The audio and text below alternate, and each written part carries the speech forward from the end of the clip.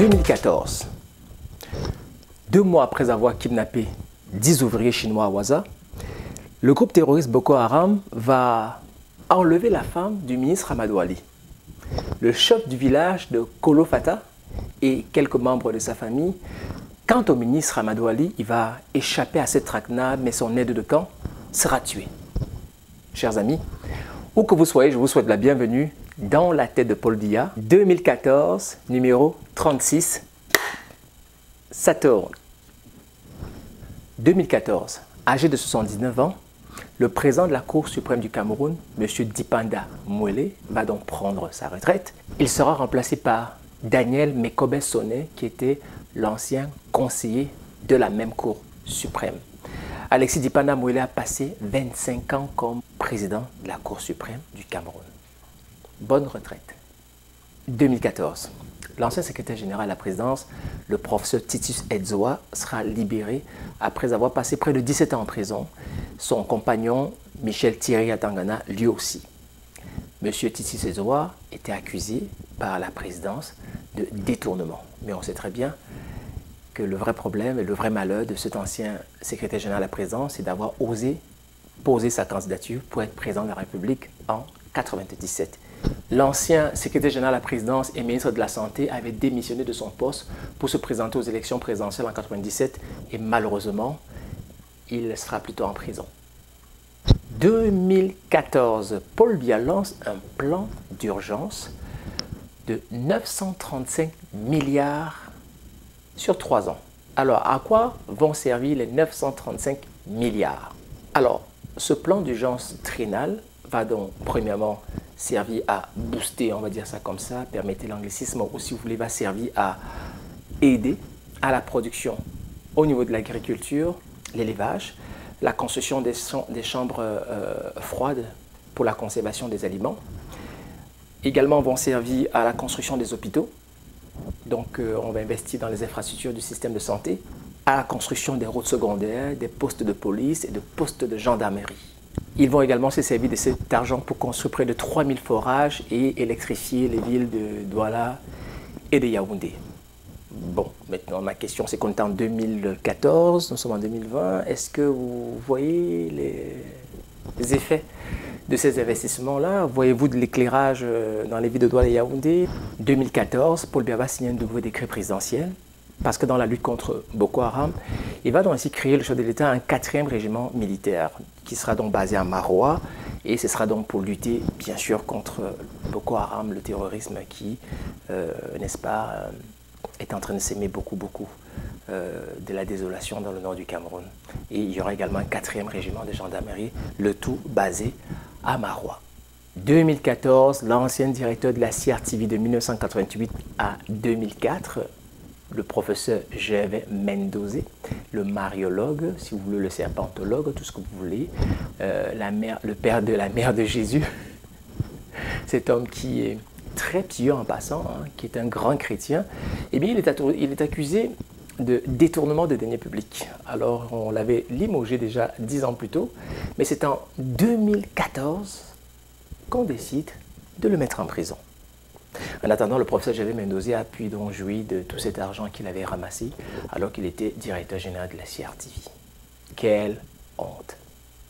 Toujours en 2014, le ministre de l'enseignement secondaire, lui, Mbappé, va également faire quelques allers-retours en Kondengui, lui aussi toujours accusé, n'est-ce pas, dans des cadres de détournement des deniers publics. Et finalement, le président Paul Biya va demander à ce qu'on le relâche parce que finalement, je pense que c'est le président qui va décider de son sort. Était-il coupable ou pas coupable?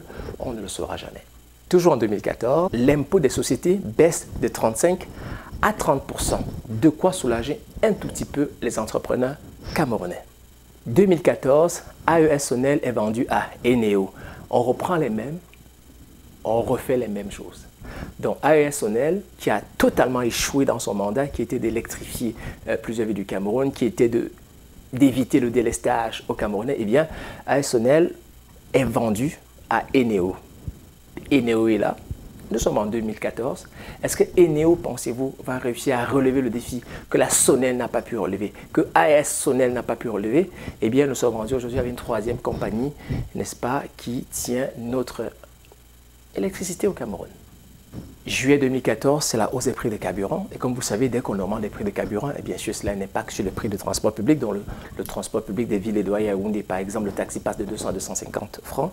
Et en même temps, Paul Biya avait compris très vite pour éviter qu'il y ait des manifestations, des villes mortes. Alors tout de suite aussi, Paul Biya va augmenter le salaire des fonctionnaires de 5%. C'est quand même intelligent. En 2014, le ministère du Commerce va infliger une amende de près de 150 millions de francs CFA à toutes les entreprises qui distribuent le gaz domestique au Cameroun. Le ministère du Commerce, après enquête, se rend compte que la Société de transport métallurgique du Cameroun, Camgaz, Olibia, n'ont pas des étiquettes conformes sur les bouteilles de gaz qu'ils vendent au Cameroun. On parle du gaz domestique. Et en plus, ils trichent sur les quantités qu'ils vendent aux commerçants. Donc, depuis de nombreuses années, les Camerounais se sont fait flouer sur, bien sûr, le kilo de gaz qu'on le vend. Donc, autrement dit, si une bouteille, par exemple, pesait 42 kilos, on se rendait compte qu'à l'intérieur, il y avait plutôt 41 kilos de gaz dans la bouteille. Et bien sûr, ces entreprises seront sanctionnées. Je ne sais pas si par la suite, il y a eu une baisse des prix de ce gaz domestique pour permettre aux populations qui ont ici été extorquées de pouvoir se rattraper. Mais toujours est-il quand même que quand on a mené une enquête, le ministère s'est rendu compte qu'il y avait une extorsion et que les entreprises n'étaient pas honnêtes et qu'elles étaient plutôt malveillantes. Voilà un peu, si vous voulez, des situations qui font que le consommateur camerounais n'a pas toujours confiance aux produits made in Cameroun et que parfois les Camerounais se retrouvent ainsi consommateurs des produits étrangers.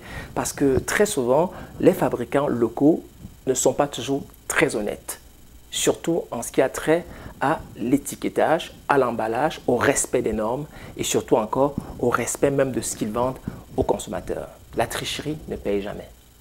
2014, Camtel revient dans le mobile et obtient ainsi sa 4e licence et en même temps Nextel lance ses activités. C'est vraiment la concurrence au Cameroun au niveau, n'est-ce pas, d'Internet, de la téléphonie mobile. Les joueurs sont nombreux et Camtel se sent ainsi, n'est-ce pas, acculé au point où il va falloir aussi qu'il puisse rebondir pour avoir sa part de gâteau. 2014, MTN et Orange Mobile vont déposer leur bilan. Le bilan de l'année 2013. Les deux entreprises ont réalisé un chiffre d'affaires de près de 500 milliards. Ils emploient près de 6 000 emplois directs, 300 000 emplois indirects et au cours des 5 dernières années, ils ont versé près de 617 milliards au trésor public camerounais. C'est beaucoup d'argent. Cela veut dire que nos petits 100 francs qu'on donne aux callboxeuses, qu'on achète des petites cartes à gratter, eh bien, ça fait des 100 francs qui font des 1000 francs, qui font des 10 000, qui font des 100 000, qui font des 1 million et qui font des milliards. 500 milliards de chiffre d'affaires, c'est énorme. 2014, les gens de Berthois vont enfin aussi avoir accès à un centre d'emplisseur de gaz domestique. Donc à Berthois, la caisse de stabilisation des prix d'hydrocarbures va donc mettre en place un centre remplisseur de gaz domestique qui va donc permettre à ce que la bouteille de 12 kg par exemple passe de 8 000 voire 10 000 à 6 500 francs. Et ça va donc permettre ainsi aux gens de Berthois de pouvoir aussi s'approvisionner en gaz domestique puisque de plus en plus dans les indices de consommation, les Camerounais sont friands de gaz domestique et ils en consomment de plus en plus. Avant Berthois, il y avait également les gens de l'extrême nord, les gens de Marois qui avaient aussi le centre emplisseur de gaz domestique. Il faut dire que les Camerounais sont de plus en plus consommateurs de gaz domestique. 2014, des voitures fonctionnant au gaz naturel sont testées à Kribi. Il en ressort que ces voitures peuvent rouler sur près de 150 km avant de pouvoir basculer à l'essence. La question que je me pose, c'est que sont devenues ces voitures? Pourquoi est-ce que ces tests qui apparemment ont été concluants au niveau de la Société nationale des hydrocarbures n'ont pas permis à ce que le Cameroun puisse développer des voitures qui roulent avec du gaz naturel? Que s'est-il passé par la suite? 2014, la compagnie Nextel débarque au Cameroun avec la 3G et bien sûr, ce ne sera pas quelque chose qui sera facile pour le Camerounais parce que bien sûr, pour avoir accès à la 3G, il va donc falloir aussi avoir des téléphones qui acceptent la 3G et forcément donc les téléphones intelligents. Sinon, les Camerounais devraient à ce moment-là se contenter juste de SMS et pour donc avoir cet accès rapide à l'Internet, eh bien, les Camerounais vont donc changer les habitudes de consommation d'Internet. C'est une très bonne nouvelle et c'est un très bon début quand on sait que les Camerounais aujourd'hui, en 2020, eh bien, sont devenus champions, n'est-ce pas, des réseaux sociaux. Donc l'accès à Internet a été plutôt une très bonne chose et la 3G, en débarquant au Cameroun, a pu faire des merveilles à beaucoup de Camerounais. En 2014, les numéros de téléphone au Cameroun sont passés de 8 à 9 chiffres. Pourquoi des numéros à 9 chiffres? Parce que le but, en fait, c'est de multiplier la possibilité d'avoir plus de 80 millions de numéros de téléphone à 8 chiffres. 10 octobre 2014, l'épouse d'Amadou Ali, le maire de Kolofata et les 10 ouvriers chinois qui avaient été kidnappés par la secte terroriste Boko Haram seront donc libérés et présentés au palais d'Etoudi devant le chef de l'État qui va donc les féliciter. Et ces personnes avaient passé près de 3 mois en captivité. Je me suis toujours demandé si vraiment le groupe Boko Haram avait kidnappé la femme d'Amadou Ali, le maire de Kolofata. Et pourquoi il les avait libérés quand on sait que Boko Haram, généralement, ne libère pas. Ça, je me demande toujours,